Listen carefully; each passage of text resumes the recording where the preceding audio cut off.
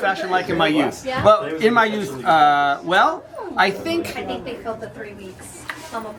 it was probably the same as it is now, kind of. People always had a new thing that they were wearing, and young generations distinguished themselves from older generations by dressing differently. That hasn't changed. A bunch of punks, a bunch of like skinheads. Had a lot of goth friends, you know. I grew up around like a lot of punks, so it's always been the same, but I think nowadays it's more different because usually people just wear like baggier clothes. Nothing against that though, whatever's comfortable and affordable. You agree? Yeah, I grew up a bunch of like bright neon kids. What is one trend you think that people look ridiculous in? If you think people do. Just fast fashion, cheap.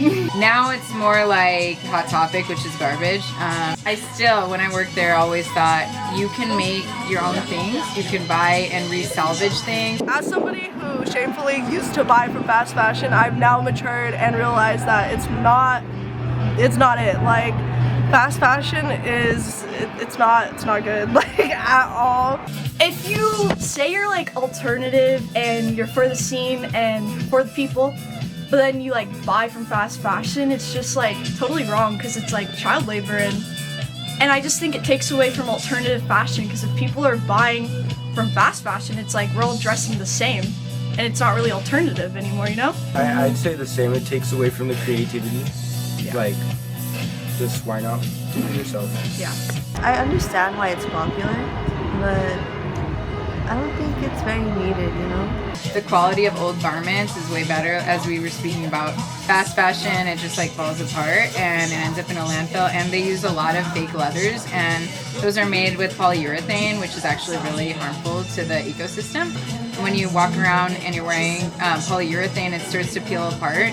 If you breathe in those particles, they just stay in your lungs till you die. It causes cancer. And people don't talk about it, and they're just constantly selling it at like H&M, Forever 21 and stuff. How would you describe your personal style? It would be like a mix, because like I'm really into like gothic fashion, but then like there's also some times where like there's like coquette fashion also, so I think it's like a mix between those two. I think it's like a mix of like a lot of alternative genres like punk and goth mainly, so yeah. Do you dress for yourself or for others? I'd say just for myself because I mean it's all for me. Like I love this, you know. It just makes me feel comfortable, and that's what I want, to feel comfortable and safe, you know. For myself, definitely. My mom used to think it was for others, but it really wasn't. It was always for myself to open up finally. It was more for myself and for other people too.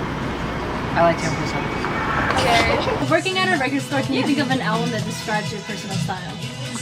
Oh, that's an interesting question, huh? I've been listening a lot to Dance Gavin Dance. They're kind of like screamo. I feel like something that screams a lot would explain like my style, because like I'm always wearing loud colors. I'm always like kind of, my head is everywhere, and when you see my jewelry, it's everywhere. I usually wear like a chicken foot too, which is funny because I'm vegan, but it's like to ward off evil spirits. I'm weird and superstitious, but yeah, I think probably Dance Gavin Dance would be a good one, or AFI. My personal style is very eclectic. I've never stuck to one style. I've always kind of just tried all different styles, not limiting myself to just strictly 80s or like a genre. I just kind of mixed everything.